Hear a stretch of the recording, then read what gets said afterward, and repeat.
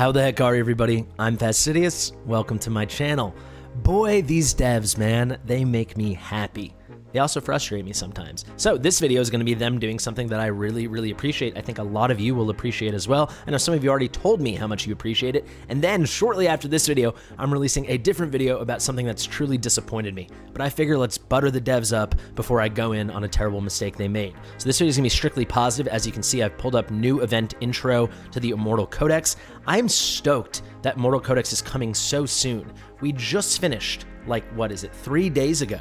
I thought it'd be like a month between codexes, how do you say it? But it's not.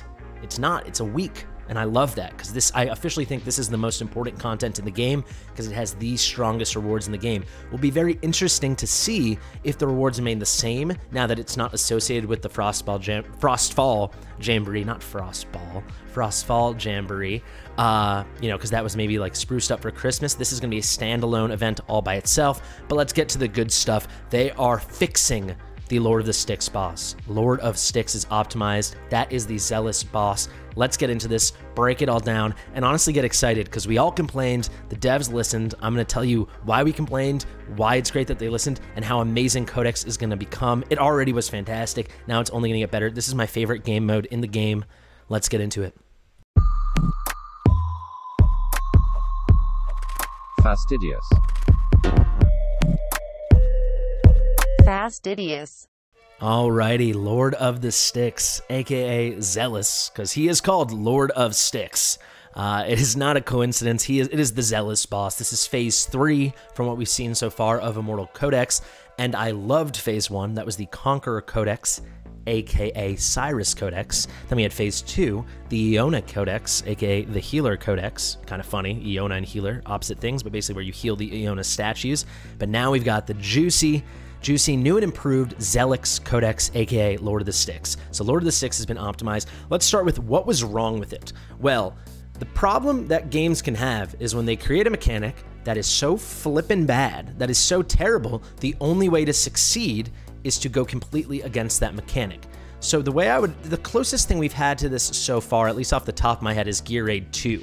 However, very much it's clear by the design and the way Volka's passive works that this was not an accident. Basically, Gear Raid 2, on paper, when you look at it and how to approach it, with the big golem slamming the floor, the primitive golem, you're supposed to tank your way through it. You need a Sadie, you need a Regulus, you need some big boy tanks, maybe you need some shields from a Gwendolyn or a Vortex, right? You're supposed to toughen up, probably bring a Northerner team, and tough it out. However, they kind of subtly, but then it became not subtle at all, and it's now the predominant strategy for late and endgame Gear Raid 2. They gave an alternative strategy, and that is going to be using Laurel maybe, but certainly using Volka for reduced deployment costs, you know, maybe getting Dolores in and out to buff your one main DPS, just run one main DPS, take everyone off, put them back on, take everyone off, put them back on. It doesn't matter if you're picking up a wimpy little Dolores or a big tanky Olog, right? That's how it developed, but that wasn't an accident. It's quite obvious, I think, if you look at the mechanics within the kits and within the stage, the way all the timings work out so beautifully. Trust me, I've done 100 takeovers for Gear Raid 2. That is not an exaggeration. It was by intention. It's an alternative way to do it, which is amazing. So there's not just one way to do it, and if you don't have the right heroes, you can't do it. If you don't have the right strategy, you can't do it. There's an alternative route. That is not what happened with Lord of the Styx. Let's get into the good stuff. So Lord of the Styx, by design, was you've got the Lord of Styx, he's got his big scythe or his big Reaper weapon thing, right? And he's going to wipe you out. It's a huge one-shot. The only way to avoid that is to get a quantity of hits, not a damage output of your hits into the shield, but a quantity, a number of ticks of a shield, right? Reducing that to 0, and if you can do that before the timer runs out, he enters a vulnerable state. You take that moment to unleash hell upon him, get huge damage numbers, and pump your score up. And, you know, as it was the case with all the other ones, if you do it right, or, you know, nearly all the other ones, Cyrus was quite hard. You should make it to the end of the boss rush, so that's the main phase of the fight. You have, like, the intro to it and then the boss rush, or at least pretty darn close. And very few people were making it until We went entirely against the mechanic. So these shields got way too high, way too quickly. It did not matter if you were on a day 1 account or you're a day 200 account. That was a huge kraken. No one did this stage 100% as intended and got top marks. I believe only 4 or 5 people on the entire global server got triple S, and they all employed a tank it out and put out damage after you fail to take down the shields. So completely spitting in the face of the mechanic. Power to him. You know, like shout out to my friend Deegs. He did an amazing job finding a solution working around a broken mechanic, a terribly tuned, a terribly designed game mode. So great job to the people that figured that out, but that's not what we were dealing with here. This wasn't like a use a Sadie, tank it out kind of stage, you know, just go on Northerner and then use crazy DPS and crazy gear to do the best you could in between shields. That's not what this is supposed to be. This is supposed to be a chance for heroes. This is at least how I read it, and I think the vast majority of people do. It's a chance for heroes that put out a large quantity of hits, maybe because of attack speed or because of some special mechanic in which they're doing multiple hits at once. Shout out to Calypso and her Seal Stones. Those people would get a chance to shine. That's the fun of Codex. That's the fun of new content. You get to build up new heroes. They get to find important roles on your team, so they get to shine. You bring those shields down, and then maybe you have your Silas that unleashes hell. You know, you got a burst damage from your Salazar, your Falcia, something like this, right? But, you know, the point should never have been just ignore the real mechanic, tank your way through it, and then unleash hell, right?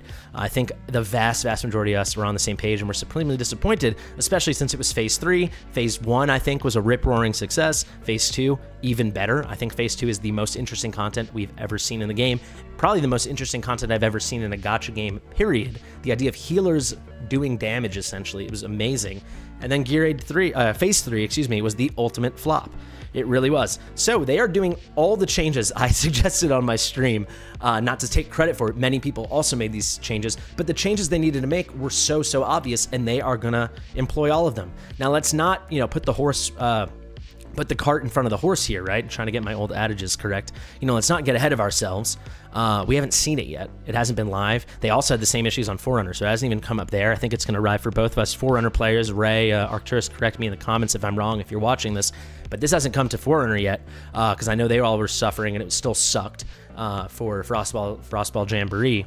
So I think this is going to be totally fresh, but I mean, at least the way it reads, it sounds like they know what the problem was. So I'm hoping they tuned it properly, they play tested it, and it's going to be better. So how can they make it better?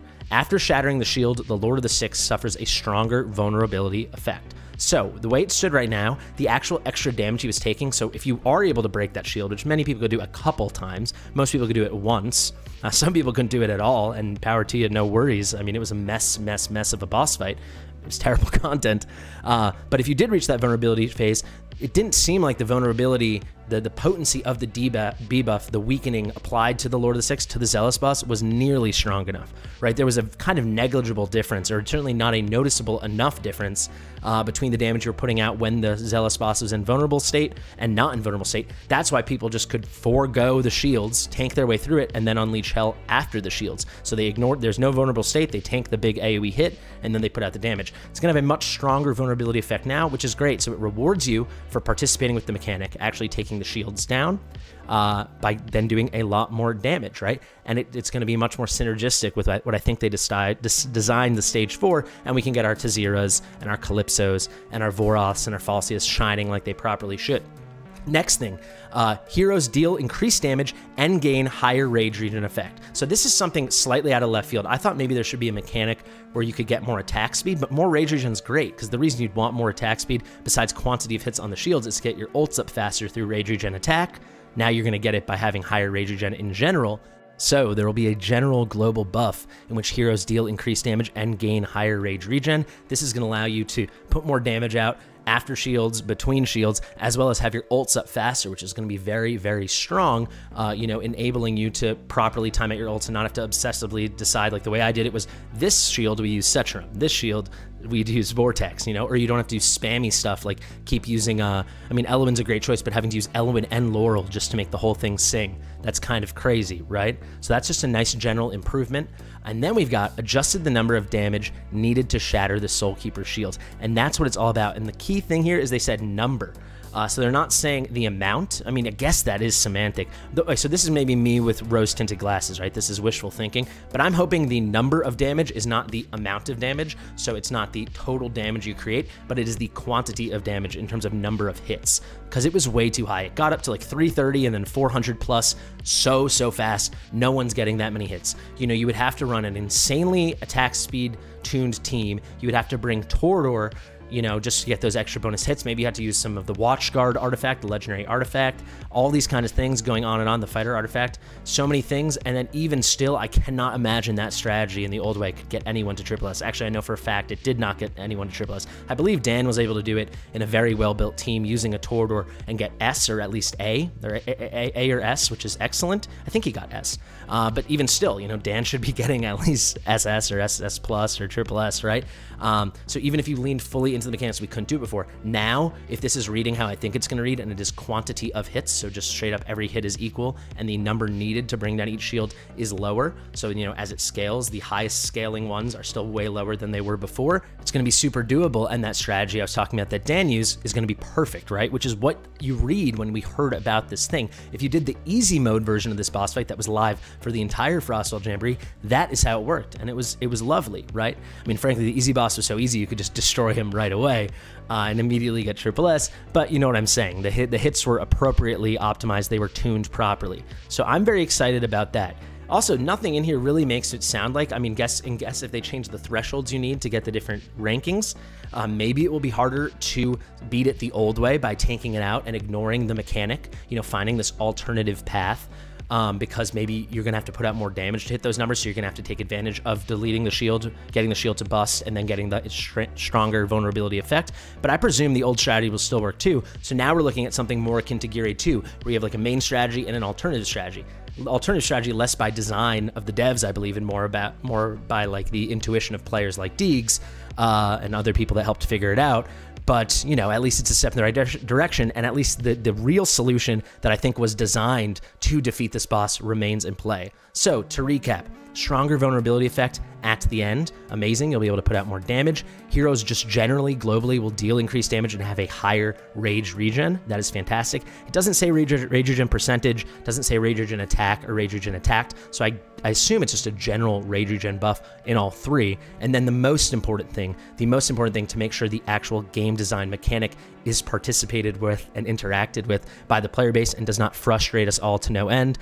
We don't keep hitting our head against the wall, cursing the game for ruining Immortal Codex by having a killer Phase 1, killer Phase 2, and then an absolute poop show of a Phase 3. So they've adjusted the number of hits needed. And I'm reading number of damage as number of hits. Maybe that's wishful thinking. I do believe that's what it's going to be. So it will be, you know, each tier of shield will now require less hits. Maybe the last shield can be super hard and only the best accounts can do it. I'm fine with that. A lot of people were like, you're complaining because people aren't good at it, or you're not good at it, or this and that. I don't mind. I got a B on it. I'm fine getting a B. I don't need to get S on everything. You know, I got SS plus on Phase 1, SS on Phase 2. I don't mind having a bad phase relatively and getting a B. That's fine. I just mind that you have to go against mechanics. And I did that on the back of Vortex and Gwendolyn and tanking out shields, not on the back of I didn't have a good enough Tazira, or I didn't have enough awakenings into my Calypso, or didn't have good enough attack speed gear, so on and so on, right? So now we're going to hopefully all interact with it in the way that I believe it was designed, or at least have that option to do it and succeed. And hopefully more than 5 people on my entire global server will get triple S, because it should be at least 20 or 30, right? 5 people, and they're all going against the design mechanic. It's terrible stuff. Anyway, guys, I'm very excited. Can you tell? Let's pull up a picture, or go into the gallery and pull up the visual of that beautiful Lord of the Styx himself, Zelus. The only thing interesting about him is when he's this boss, we can ignore him as an actual hero. I've been Fastidious, guys. Thank you so much for watching. If you like my stuff, like it. If you have any questions, I know I seem kind of excited in this video, because I am. Immortal Codex is my favorite content. It's my favorite content in a gacha game, in a mobile game, in any strategy game like this ever. I love Immortal Codex. It's so fun. We'll see if I'm loving it when it's not as fresh, but right now I truly do. So yeah, get in the comments, let me know what you think. Subscribe, share it with your mother. Never question the depths of my dives, and I'll see you in the next one.